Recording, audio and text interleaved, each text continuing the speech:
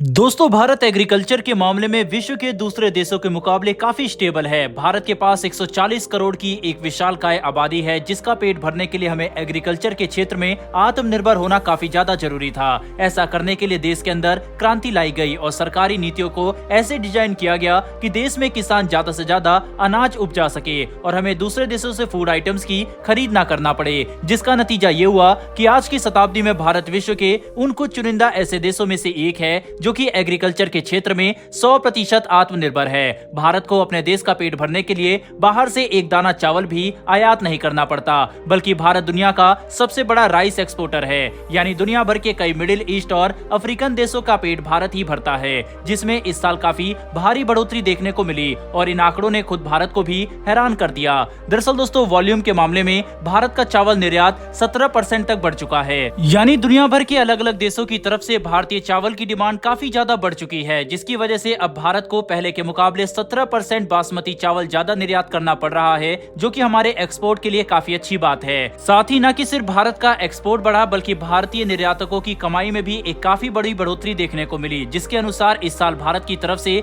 दुनिया भर के देशों को चावल निर्यात करने वाले वेंडर्स की कमाई में औसतन 20% की बढ़ोतरी देखने को मिली। यानी भारत के एक्सपोर्टर पिछले साल के मुकाबले काफी ज्यादा पैसा कमा रहे हैं, जिसकी सबसे बड़ी वजह तो यह है कि इस साल बासमती चावल के प्रति टन का दाम $847 से बढ़कर $1044 तक पहुंच चुका है, जिसकी वजह से भारतीय निर्यातकों को काफी अच्छा प्रॉफिट मिला और इससे देश के निर्यातक और किसान सभी को काफी ज्यादा मुनाफा होगा। लेकिन यहाँ पर हैरानी की बात तो यह है कि भले ही इस साल बासमती चावल के प्रति टन की कीमत $1044 तक पहुँच चुकी है, लेकिन ये कुछ समय पहले अप्रैल सितम्बर के आंकड़े के औसतन $1057 से कम है। यानी कि इस रेट पर न कि सिर्फ भारत के निर्यातक और किसानों को काफी मुनाफा हो रहा है, बल्कि जो कंज्यूमर देश भारत में इतनी बड़ी संख्या में बासमती चावल की खरीद कर रहे हैं, उनके देश में भी इनकी कीमतों में उछाल देखने को नहीं मिला। मतलब ये सभी के लिए एक विन विन सिचुएशन है। दोस्तों, इतना ही नहीं बल्कि एक और काफी हैरान करने वाला आंकड़ा निकलकर सामने आया है कि भारत जितना भी बासमती चावल दुनिया भर में एक्सपोर्ट कर रहा है, उसका 50% सिर्फ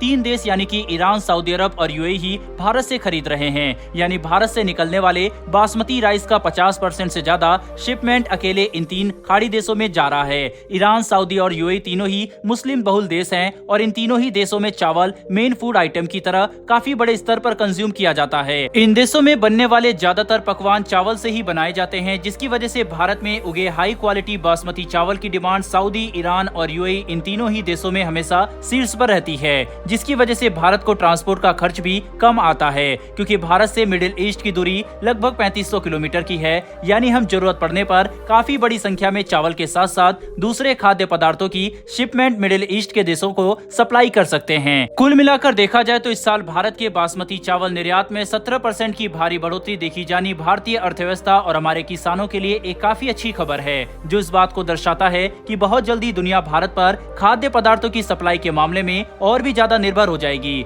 लेकिन इसके लिए हमें हमारे एग्रीकल्चर सेक्टर में एक नई क्रांति की जरूरत है, ताकि हम देश की 140 करोड़ जनता के साथ साथ दुनिया भर के दूसरे देशों को भी पर्याप्त मात्रा में खाद्य पदार्थों की सप्लाई कर सके। बहरहाल बढ़ते हैं हमारी दूसरी खबर की तरफ, और यह खबर एरो इंडिया 2023 की तरफ से निकलकर सामने आ रही है, जिसके तहत भारत ने अब इस बात का ऐलान कर दिया है कि हम अगले 2 सालों में अपने डिफेंस एक्सपोर्ट को 3 गुना तक बढ़ा देंगे, जो लगभग $5 अरब के आसपास का होता है। यानी भारत अगले 2 से 3 सालों में लगभग $5 बिलियन के रक्षा हथियारों का निर्यात करने की योजना बना चुका है, जो अपने आप में ही एक काफी बड़ा टारगेट है। बता दें कि एरो इंडिया 2023 के 5 दिवसीय प्रोग्राम के दौरान भारत 750 अरब रुपए यानी कि लगभग $9 अरब के डिफेंस डील साइन करने की योजना बना रहा है, जो अभी तक का सबसे बड़ा रिकॉर्ड होगा। और भारत के इस डील में अपना हिस्सा पाने के लिए दुनिया भर की बड़ी बड़ी कंपनियां भारत पहुंच चुकी है, ताकि वह भारत को अपने डिफेंस सिस्टम से प्रभावित करके बिलियन डॉलर डील्स हासिल कर सके। लेकिन इसी के तहत भारत रक्षा निर्यात में भी